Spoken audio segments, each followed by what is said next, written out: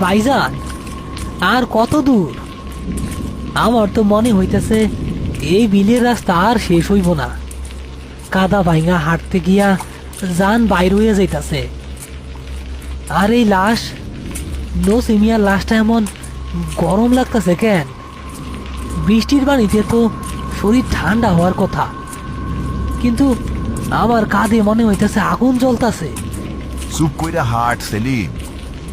নসিমিয়া সাধারণ মানুষ আসিল না, সে আসিল বহুরূপী। সারা জীবন মাইনসের রূপ ধরছে, মাইনসের মন ভুলাইছে। শুনছি সে নাকি তান্ত্রিক সাধনাও জানত। মরা মানুষের শরীর একটু গরম থাকতেই পারে। গোরস্থানে পৌঁছাইতে আর মাত্র 8 মাইল বাকি। ভাইজান, একটা কথা কমু, রাগ করবেন না তো? কি কথা? নসিমিয়া যখন মারা যায় তখন সে রাক্ষস সাজা ছিল। তার সারা মুখে আলকাতরা আর সিন্দুর মাখা, ঠোঁটের কোনায় নকল দাঁত লাগানো। আমরা যখন ওরে কাফন পরাইলাম তখন ওই মেকআপ তো ভালো কইরা ধুইয়া যায় নাই।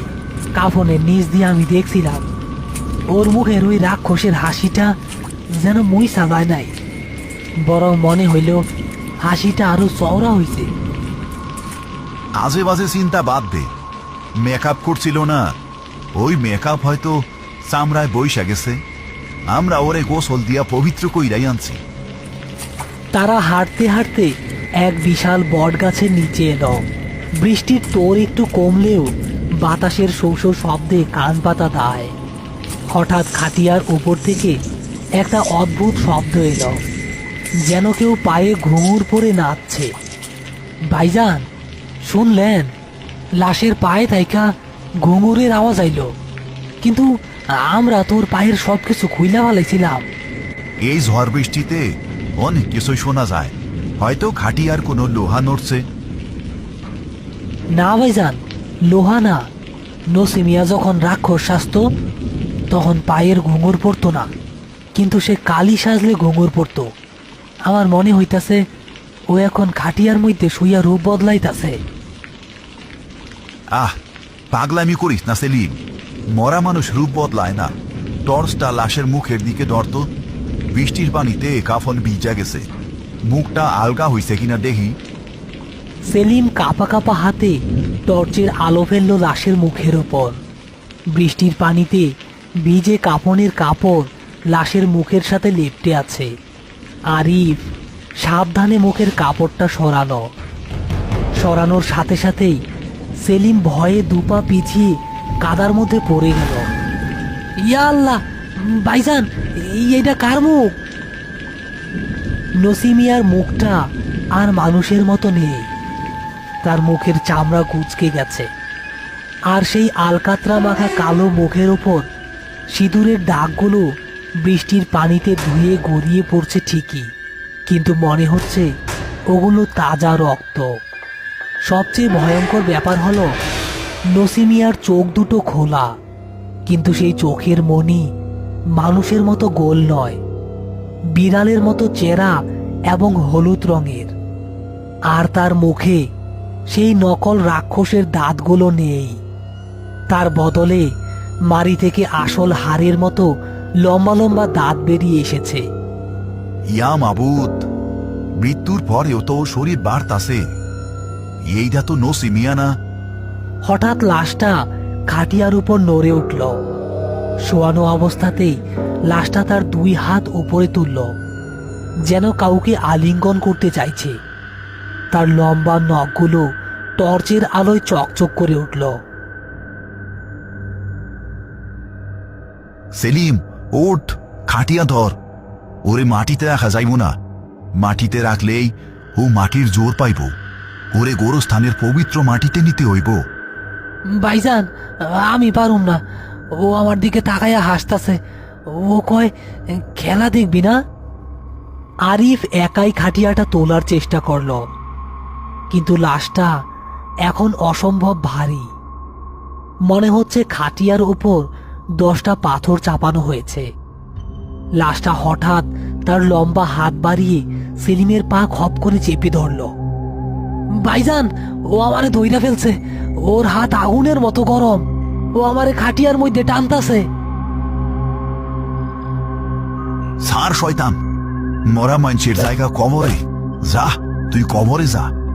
আরিফের বাঁশের বাড়িতে লাশের হাতটা সেলিমের পা ছেড়ে দিল ঠিকই, কিন্তু এবার লাশটা এক ঝটকায় খাটিয়া থেকে উঠে বসার চেষ্টা করলো।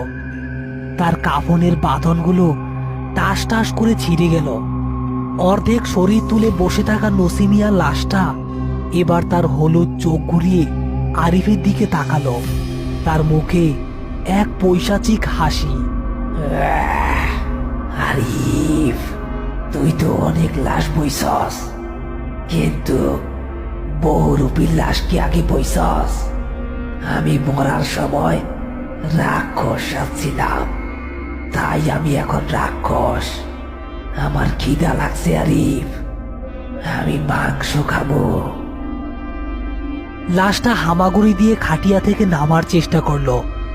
চারপাশের ঝোপঝাড় থেকে শত শত শিয়াল ডেকে উঠল। মনে হলো প্রকৃতিও এই অশুভ শক্তির জাগরণ টের পেয়ে গেছে। আরিফ আর সেলিম এখন জনমানবহীন বিলের পারে এক নরখাদক প্রেতাত্মার মুখোমুখি। তাদের সামনে গভীর বিল, পেছনে জঙ্গল, আর মাঝখানে ক্ষুধার্ত বহুরূপী লাশ।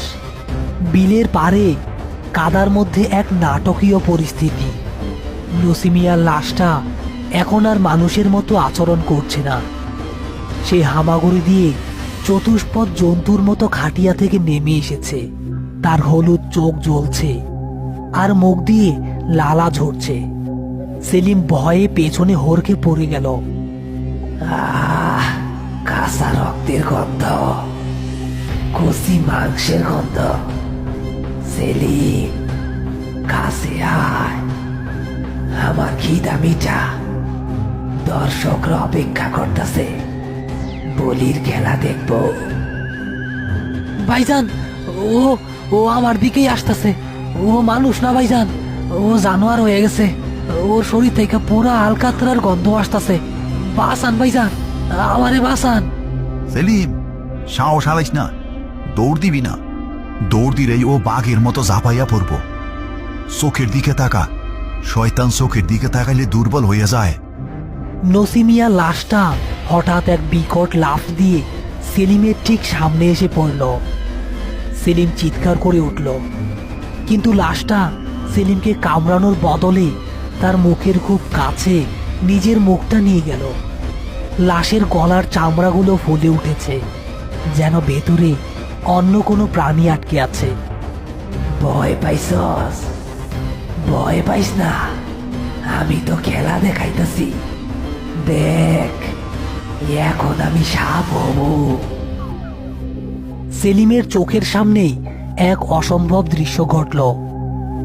লাশটা মাটিতে শুয়ে পড়ল এবং তার হাত পাগুলো অদ্ভুতভাবে বেঁকে গিয়ে শরীরের সাথে লেপ্টে গেল।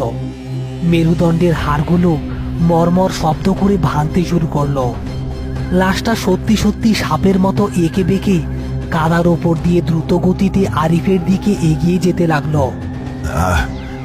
এইটা মায়া, এইটা শয়তানি মায়া।